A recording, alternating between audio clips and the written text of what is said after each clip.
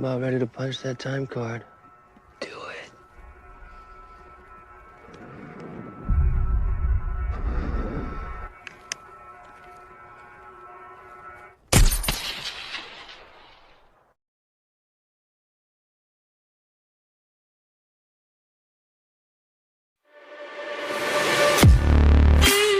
Halo orang-orang sukses yang hobinya rebahan sambil nontonin alur cerita film. Kali ini Underline Movie akan mengisahkan alur cerita film dari Lone Survivor yang dirilis pada tahun 2013 saat saya masih menjalin hubungan terlarang dengan Luna Maya dulu. Film ini diangkat berdasarkan kisah nyata dari operasi militer Amerika Serikat di Afghanistan untuk menangkap atau membunuh komandan Taliban senior bernama Ahmad Shah yang sangat disegani. Ketika menjalani misi tersebut, mereka menghadapi suatu kondisi yang membuat mereka dilema. Namun setelah diputuskan, keputusan itu justru membuat mereka mengalami masalah yang mengancam nyawa mereka. Tanpa berlama-lama, siapkan kopi dan udut masing-masing, langsung saja kita masuk ke alur cerita filmnya.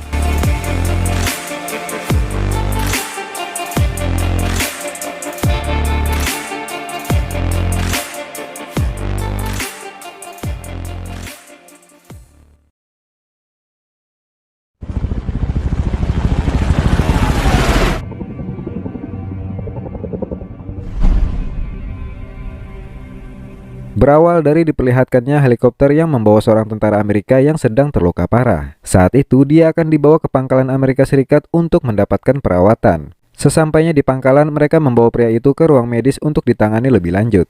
Para dokter berusaha menyelamatkan pria itu.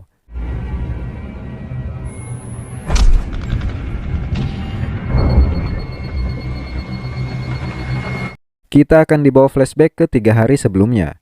Di pangkalan udara Amerika Serikat di sebuah kamar, seorang pria bernama Mike menerima pesan dari calon istrinya yang menginginkan hadiah pernikahan 2 ekor kuda putih di pernikahan mereka nantinya. Kemudian Mike menemui temannya yang bernama Markus di kamar lain dan bertanya kepada Markus berapa harga kuda putih itu. Markus pun menjawab kuda itu adalah kuda Arab dan harganya sangat mahal. Tentara lainnya yang bernama Ax yang baru terbangun juga mendapat pesan dari kekasihnya yang menanyakan kabarnya di sana. Ax sangat bahagia dengan masa-masa menjadi bucin saat itu. Setelah itu mereka berkumpul dan sarapan bersama dengan para tentara lainnya. Tidak lama kemudian komandan mereka yang bernama Eric memberitahu mereka kalau mereka akan segera bertugas menjalankan operasi Red Wing. Dan malam harinya para tentara yang akan bertugas berkumpul untuk membahas misi mereka, yaitu menangkap dan membunuh seorang pria yang bernama Ahmad Shah. Ahmad Shah adalah komandan senior Taliban yang sudah membunuh banyak tentara Amerika di Afghanistan.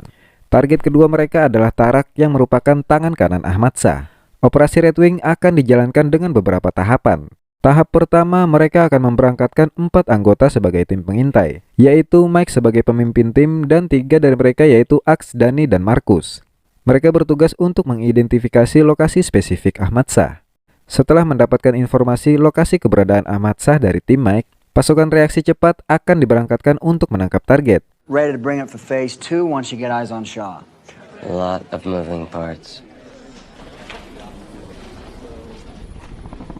Setelah itu mereka diberangkatkan menggunakan pesawat militer yang saya tidak tahu mereknya. Setelah berada di titik lokasi yang sudah ditentukan, tim pengintai diturunkan dengan sebuah tali. Padahal saya berharap mereka langsung melompat saja agar lebih keren dan dramatis. Tapi apalah daya, saya bukan sutradaranya. Setelah mendarat, tim pengintai memeriksa situasi dan kondisi di sekitar mereka dengan menggunakan kacamata malam sambil bergerak menuju hutan untuk bersembunyi. Sedangkan tim lainnya melanjutkan penerbangan ke pangkalan militer Amerika di Gibet yang berjarak 30 menit dari lokasi pasukan pengintai diturunkan.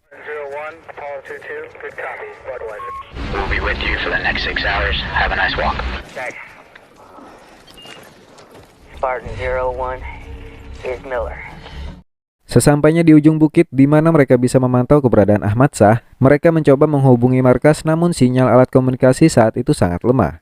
Mereka memutuskan untuk pindah ke tempat lain agar bisa memantau target dengan lebih jelas. Dan dari kejauhan mereka melihat Ahmad Shah bersama pengikutnya berada di sana.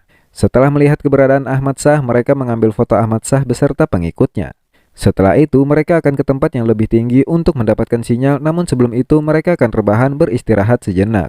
Saat rekan-rekannya sedang tertidur, Danny melihat ada pergerakan di sekitar mereka. Mereka pun terbangun dan melihat ada beberapa ekor kambing datang dengan 3 orang pria. Mereka tetap bersembunyi, namun salah satu dari pengembala kambing itu tidak sengaja menginjak jempol kaki Markus dan Markus pun menangkapnya.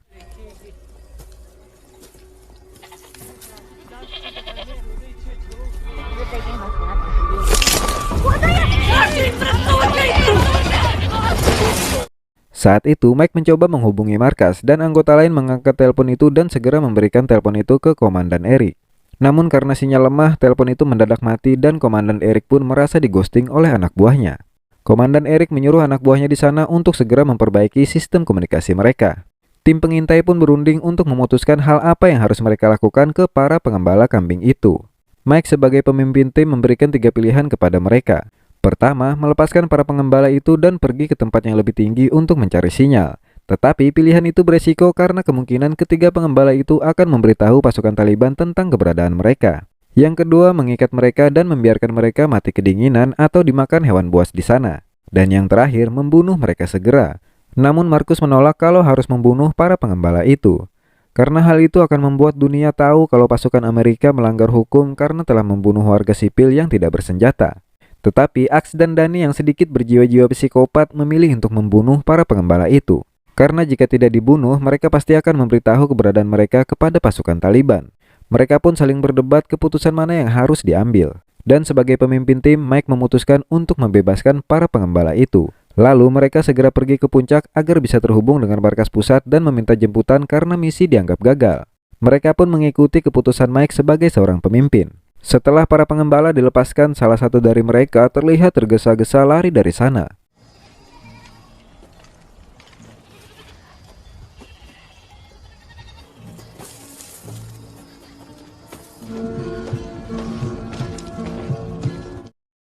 Sesampainya di puncak bukit, tim pengintai mencoba menghubungi markas. Namun tetap saja mereka masih belum bisa terhubung. Mereka pun memutuskan untuk kembali ke area pepohonan untuk beristirahat sampai matahari terbenam dan berencana akan kembali ke markas dengan berjalan kaki. Saat sedang beristirahat, Axe melihat ada pergerakan di sekitar mereka. Mike pun memeriksanya dan meminta timnya untuk bersiaga. Mike yang memeriksa area sekitar melihat sekelompok pasukan bersenjata sudah mengepung mereka. Mike pun memberitahu ke timnya kalau sebentar lagi mereka akan terlibat kontak senjata dan akan bertempur. Ternyata keputusan mereka melepaskan para pengembala sebelumnya adalah kesalahan besar, karena salah satu dari mereka memberitahu ke pasukan Taliban tentang keberadaan mereka. Markus yang sudah membidik salah satu dari anggota musuh pun langsung menembaknya dan tembak-tembakan pun terjadi. I'm about ready to punch that time card. Do it.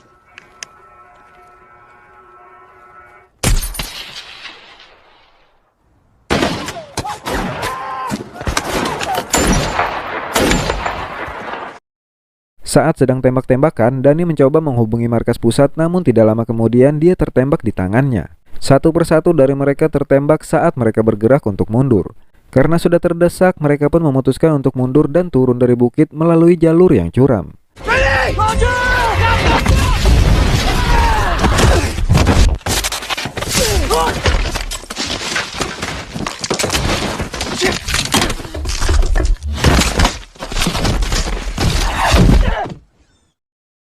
Sesampainya di bawah, mereka berkumpul di satu tempat yang terlindungi bebatuan. Dalam sesaat, tembak-tembakan pun berhenti. Namun saat itu, Danny sangat histeris melihat luka-lukanya, sehingga membuat posisi mereka diketahui oleh pasukan Taliban yang masih memburu mereka. Tembak-tembakan episode kedua pun berlanjut. We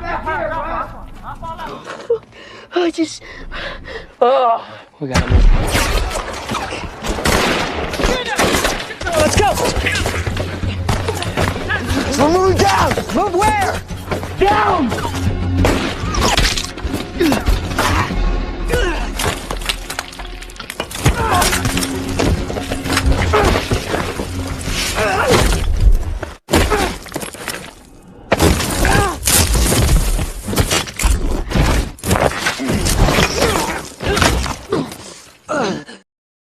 Danny yang tertinggal di atas dan sudah terluka parah akhirnya tewas di sana. Saat sedang berlindung, Mike memutuskan untuk bergerak mengambil alat komunikasi mereka yang saat itu terlempar sedikit agak jauh dari tempat mereka berlindung.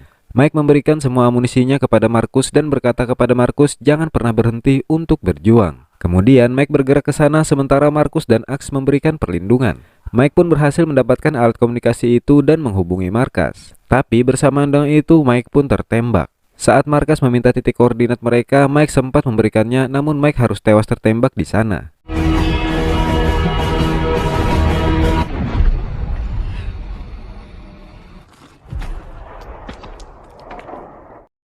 Di pangkalan udara, mereka segera bergerak untuk mengirimkan tim bantuan. Dengan menggunakan 2 helikopter yang saya tidak tahu mereknya, mereka bergerak menuju ke titik lokasi pertempuran dan dipimpin langsung oleh Komandan Eric. Axe berpesan kepada Markus untuk menyampaikan pesannya kepada kekasihnya jika dia mati di sana, kalau dia sangat mencintai kekasihnya. Dan tiba-tiba serangan dari pasukan Taliban kembali menghujani mereka berdua, dan membuat mereka harus terpisah mencari tempat berlindung. Tidak lama kemudian, helikopter pasukan Komandan Eric pun tiba di sana. Komandan Eric dan pasukannya segera bersiap untuk turun dari helikopter. Namun naas saat mereka akan turun, tiba-tiba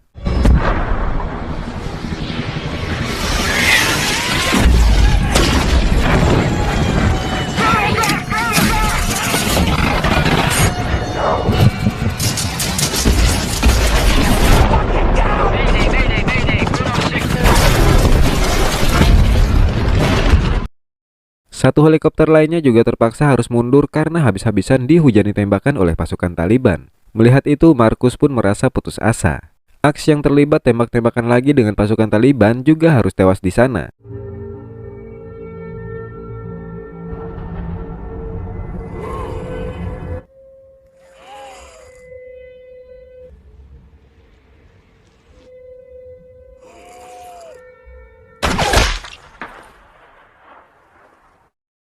Markus terus bergerak mencari tempat perlindungan. Namun saat itu tembakan RPG mengarah ke Markus yang membuatnya terpental jatuh ke bawah area bebatuan. Beruntung Markus selamat dari serangan itu dan segera bersembunyi di lubang bebatuan di sana.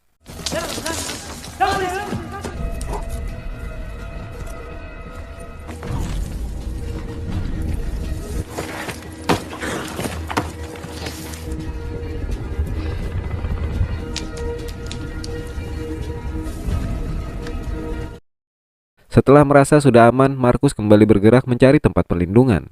Di tengah perjalanan, Markus menemukan danau kecil dan bergegas ke sana. Saat sedang menikmati segarnya air danau itu, tiba-tiba beberapa warga desa menemukan Markus di sana. Markus langsung mengancam mereka dengan sebuah granat. Namun, salah satu dari mereka yang bernama Gulab mendekati Markus dan menawarkan Markus bantuan. Karena tidak ada pilihan lain, Markus pun ikut bersama mereka. Mereka membawa Markus ke desanya dan menyembunyikan Markus di rumah Gulab. Di sana Markus bertanya kepada mereka kenapa mereka mau membantu orang Amerika. Tapi karena perbedaan bahasa, mereka pun hanya pelongo-pelongo saja. Markus memberitahu kepada mereka kalau di sana ada markas Amerika yang tidak jauh dari tempat mereka. Markus meminta tolong kepada mereka untuk mengantarkan sebuah peta yang sudah dia tandai agar pasukan Amerika mengetahui keberadaannya dan rekan Gulab mengantarkan peta itu ke sana. Namun sayang, tidak lama kemudian pasukan Taliban yang dipimpin oleh Tarak mendapat informasi dari warga setempat dan menemukan Markus di rumah Gulab. Markus pun dibawa dan diikat di sebuah batang pohon dan akan dieksekusi mati. Beruntung Gulab datang dengan bersenjata dan membawa banyak rekannya untuk menyelamatkan Markus. Karena merasa terancam, pasukan Taliban pun terpaksa melepaskan Markus dan mengancam akan kembali membantai mereka semua karena mereka sudah berani menolong orang Amerika.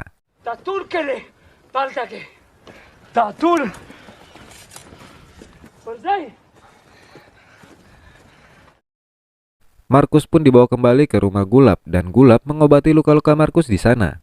Setelah itu Gulab dan rekan-rekannya bersiaga di rumahnya dari pasukan Taliban yang akan menyerang mereka. Dan di tempat lain pasukan Taliban bersiap akan menyerbu desa tersebut. Di pangkalan markas pasukan gabungan Amerika, mereka menerima peta dan pesan dari Markus. Mereka langsung mengerahkan pasukan reaksi cepat untuk menuju ke desa tempat Markus berada. Continuous ISR over the situation put me everything in the air. Di rumah Gulab saat Markus sudah terbangun, tiba-tiba pasukan Taliban yang dipimpin Tarak datang menyerang. Pasukan Taliban menyerang tempat tersebut dengan membabi buta. Gulab terlibat perkelahian dengan Tarak dan beruntung Gulab berhasil membunuh Tarak. Begitu juga dengan Markus. Markus terlibat perkelahian dengan salah satu anggota Taliban lainnya dan Markus berhasil membunuhnya.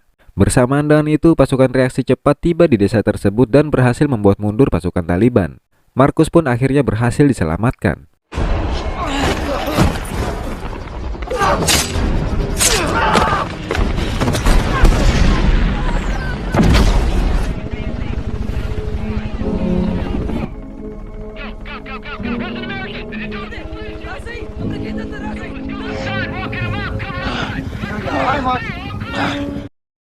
Markus berterima kasih kepada Gulab karena sudah menolongnya. Markus dibawa ke pangkalan markas untuk mendapatkan perawatan dan akhirnya kalian mengetahui siapa tentara yang ditangani oleh tim medis di awal film tadi. Markus pun berhasil diselamatkan dan film pun selesai.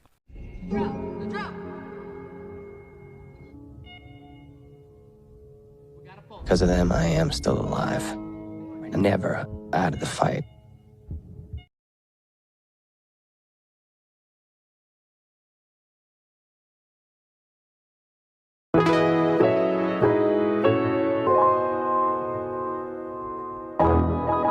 Gimana filmnya Mas Bro? Sangat memacu adrenalin sekali kan? Sering-sering aja nonton video di sini agar jiwa-jiwa bucin kalian berkurang dan kalian juga dapat pahala dengan memberi saya pundi-pundi adsense di channel ini. Saya mantan pacar Luna Maya beserta jajaran Underline Movie yang bertugas mengucapkan terima kasih sudah menonton dan sampai jumpa di video berikutnya.